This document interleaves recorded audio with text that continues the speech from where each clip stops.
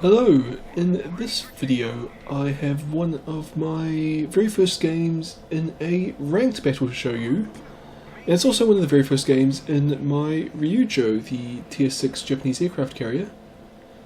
And well, as you saw there, I've got the A5M fighters, which are the upgraded fighters on the ship, and I think I've got the bomber heavy aircraft setup thing.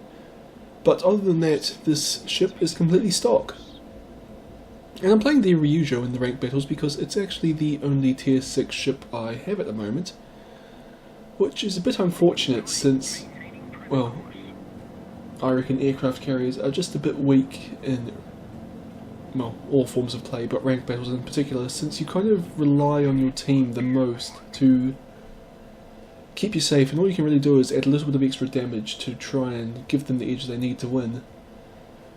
But anyway, this game, my team's playing pretty well so far. We've mostly managed to stick together, which is a very good sign, but I wasn't kind of expecting to have that great a game here, because at this point I realised that my opponent in the enemy Ryujo has gone with a fighter heavy loadout, which basically means normally we're basically going to nullify each other. Its fighters are going to be able to stop my bombers from getting through, but it's not really going to be able to do much damage to my team, so I wasn't expecting much. Unfortunately I get really lucky here in that the enemy aircraft carrier sends its fighters to fight my fighters directly above all of my allied ships. So I've shot down one enemy fighter so far, but my allies' AA guns have actually managed to shoot down 7 of the enemy by this point, and there goes 12 of the enemy lost. I've lost 1 fighter, so I'm doing pretty well for myself. And that's when I spot an enemy Pensacola has gone off and separated itself from the rest of its fleet. Which means that even though it's got a lot of AA guns, I feel that it's worth the risk of me sending my bombers in to try and attack that cruiser. I've tried to get my aircraft to all basically arrive at the same time so that the AA guns won't be able to focus on an individual squadron as it comes into attack. But unfortunately, as I said, the Pensacola, it's got a lot of AA guns, and, well, I still take a lot of losses in this attack. So you see my dive bombers arrive a bit before the torpedo bombers, so they take the initial brunt of the AA fire. So far no losses, but they're only really just coming in within range of the Pensacola's guns. Actually I've just lost 1 dive bomber. And first lot of bombs missed. Second lot of bombs missed. My torpedoes are in the water, but the Pensacola's fighter plane managed to send the torpedoes everywhere else but at the ship. Which means this Group 4 was my last chance to hit this ship. Unfortunately for me, the Pensacola turns away from the torpedoes, which means I get 1, 2, 3 hits and take away more than half of its health, just like that. But, well, actually my losses weren't that heavy in retrospect. I lost 4, no actually I only lost 3 bombers, so that was well worth it. While this was happening, my fighters managed to inflict a fair few losses on, well actually a couple of losses on the enemy bombers, and again my fighters have managed to be in position to intercept them while they come in to attack this friendly battleship here. And even though my fighters, they'll only get a few kills here, you know, slowly as the bombers come in, they've forced the torpedo bombers to a very wide spread, so they wouldn't have been that threatening to the to the battleship, even if they had got their torpedoes off. But my fighters and AA guns managed to shoot them down before they were able to get their torpedoes off. I actually make a bit of a mistake here, in that I send my fighters back to rearm because I figure it's going to be a long time before the enemy bombers are back up in the air. But unfortunately my bombers are actually back, you know, they're taking off right now, so it's going to be a long time till my fighters can land. And unfortunately that means that the enemy bombers are going to get back in the air pretty quick, and it probably would be better to leave my fighters up and do a bit more damage to the next attack. So that cruiser's still isolated. I'm looking for another ship that's worthwhile attacking. The enemy fighters are kind of hanging around the centre there, waiting for me to show up.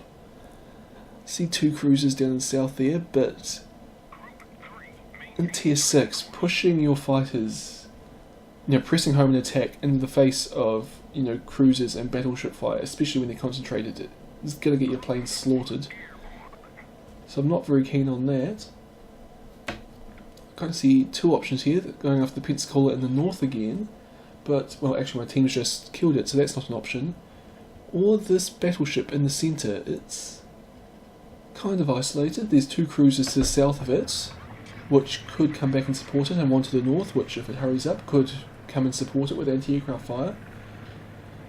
But I decided to take the risk here. I've lost sight of where the enemy fighters are, but I'm hoping they're still up in the north, or kind of in the centre of the map, waiting for me, and my bombers might be able to race through before they arrive.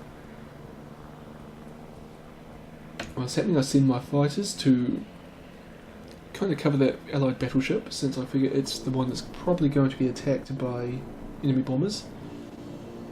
And, well, it looks like I was kind of right. The enemy torpedo bombers are flying in that general direction. Unfortunately, the enemy cruisers have kind of turned a bit to the north, and they're in a position to, well, they're actually firing on my bombers right now.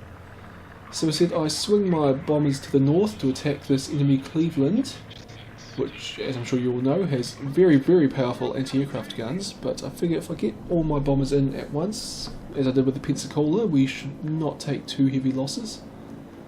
My fighters have again managed to disrupt the enemy's torpedo bomber attack, and are doing a lot of damage to them. My bombers come in, but the enemy fighters managed to ambush us as well, so we've just lost 1 squadron of dive bombers. One of our torpedo bomber squadrons got their torpedoes off, and it looks like we might get 1 hit there. 1 hit. And we lost another torpedo bomber squadron, but they got 1 torpedo off, which is also going to hit. So that wasn't great. We lost 4, 5, 6, 7, 8, 9, 10, 11 aircraft so far, and my remaining bombers are actually being chased back to our aircraft carrier. So I ordered them to fly north and come above these friendly battleships and cruisers, where I also have my fighters waiting for them. And I wait till they are well within the protective fire of the cruisers before I send my fighters in to try and pin them down. So here we go, you can see the enemy Allied Cleveland opening up. And then I send my bombers back to the aircraft carrier to rearm. Unfortunately, the enemy fighters continue chasing my bombers, which means that they actually go out of, well, not quite out, but they start flying out of the range of the Cleveland. So I send my torpedo bombers back in, although it was actually unnecessary because the enemy fighters are being slaughtered by that Cleveland. So I didn't shoot down very many of the enemy fighters there, but they lost another 12 in that engagement, mostly to that Cleveland that I was flying above. I see, well, I thought for a second it was an isolated cruiser, but nope, there are 2 of them there. So instead I decided to focus on the enemy's destroyer, which is kind of in a threatening spot, but it should be a fairly easy target since it's not moving. Unfortunately, from there it can kind of prevent my team advancing with torpedo attacks around that island. It's a bit of a, I was going to call it a battleship engagement, but it's really a cruiser versus cruiser engagement, where it looks like my team's got the edge. We're up 1 ship at the moment, and we've got a number of ships being able to fire down south on the enemy's cruisers. Anyway, here come my torpedo bombers. For this destroyer, I've actually staggered my attacks a lot, because I just want to keep it under pressure and stop it from being able to effectively attack my allies. Because if it's constantly dodging my torpedoes and bombs, then I figure it's going to have a very hard time attacking my allies. So goes my dive bombers in. They missed completely. My torpedo bombers, you see the Squadron 4 are looking for an opportunity to attack, but haven't got one yet. I'm actually just wondering right now where the enemy aircraft carrier is, but I decided I'm not going to search for it. I'm going to just send my fighters to guard the battleship. The enemy destroyer is spotted, so the torpedo bombers go out to try and find a appropriate position to launch the torpedoes from. I have more bombers and torpedo bombers coming in to try and help it out. I actually get really lucky here in that my torpedo bombers come in and launch their torpedoes in such a way that the enemy destroyer is either going to have to cross in front of them and probably get hit, or run aground. And it makes the right choice here and runs aground, but that does actually effectively take it out of the game for the next little bit or so, and make it a fairly easy target for my dive bombers here, at least in theory. The enemy aircraft have shown up again. I ordered my fighters in against the enemy torpedo bombers, of which there's only 2 left, but instead I decided to switch to the enemy fighters after the torpedo bombers launched their bombs. Now, I believe both those torpedo bombers were shot down by the battleship's AA guns, as was the last enemy's dive bomber. There's only 3 enemy fighters up here, and I'm doing pretty alright here. My torpedo bombers arrive, and we managed to get a decent hit on the destroyer, which gets me a kill. And right here, we've shot down a fighter, and I believe that was the enemy's last, or the enemy aircraft carrier's last aircraft. At least based on the strength of their squadrons in that final attack, they obviously were running quite low. So now I'm sending my fighters out to try and scout out where the enemy aircraft carrier is. There are only 2 ships left on the enemy team, 1 battleship, and we know where that one is, and an aircraft carrier. So basically my plan for now is I'm just building up my aircraft. They're circling above my aircraft carrier. Well, actually some of them are landing, some of them are rearming, but they will all eventually be circling above my aircraft carrier, just so that I can coordinate an attack on that battleship much quicker. Spotted the enemy aircraft carrier, and I get my fighters stay at a safe distance. The Ryujo's got pretty effective anti-aircraft guns, and I really don't want to lose any fighters, or I don't really need fighters, but I don't want to lose any aircraft at this point in the game. Fighters aren't really much use at this point, except for scouting, so they're doing their job, but they can do it fine from out of AA gun range. Okay, all my bombers are up and ready, so we're preparing an attack on this battleship. I get 1 torpedo bomber squadron to attack from the other side, get the other one to attack from the other side, you'll see in a moment, and I order 1 dive bomber squadron to attack just from the rear, and then I hold the other one for a little while, just so that hopefully it will arrive a fair bit later than the rest of the aircraft. And the idea was that if those first 3 squadrons cause flooding and fire, the battleship will probably put them out, and then this final squadron will hopefully come in and start a fire and do a lot of damage with that. But the thing is, because I've staggered it, even if they don't, this battleship doesn't put out the first floodings and fires, they'll still cause a lot of damage if it actually waits for my final squadron to drop its bombs off, just because that will be a fair bit of time. So my bombers are arriving.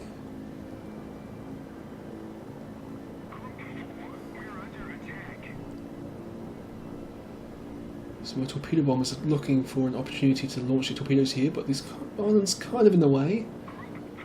They managed to get some off there in the shallows, and Squadron 4 comes in. The battleship turns to avoid Squadron 3's torpedoes, which puts it broadside on to Squadron 4.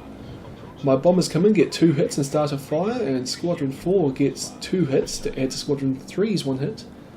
And here comes my final dive bomber squadron. You see the enemy battleship's on very low health, and it looks like it's just put out the fires and presumably the flooding from the torpedoes. So that fire that it just caused is going to burn for a very long time, and that battleship is on very low health. And that attack was also enough to get me the high caliber medal, which, well, it's always pretty nice to get, but especially in an aircraft carrier game like this, because it takes a long time to do a lot of damage in an aircraft carrier. Anyway, I've lost contact with the enemy aircraft carrier. I stopped kind of paying attention to what was happening there, but I'm able to reacquire it quickly.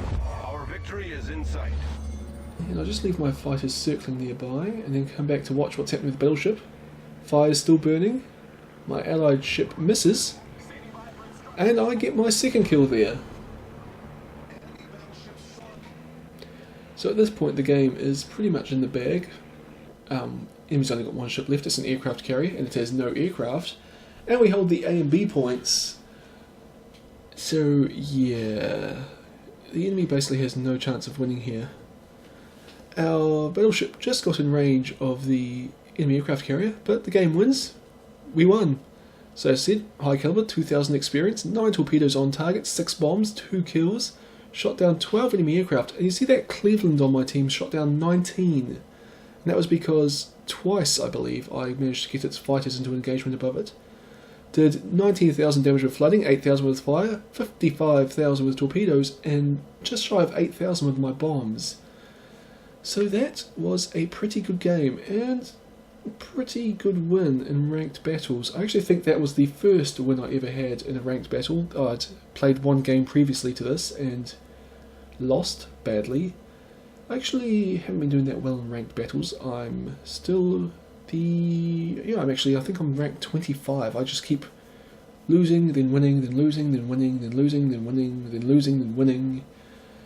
And yeah, I just find that, especially when I'm in the Ryujo, I kind of can't carry games enough to actually win consistently. But anyway, hopefully that will change in the future. And well, I hope you've enjoyed this video, and I'll see you all next time.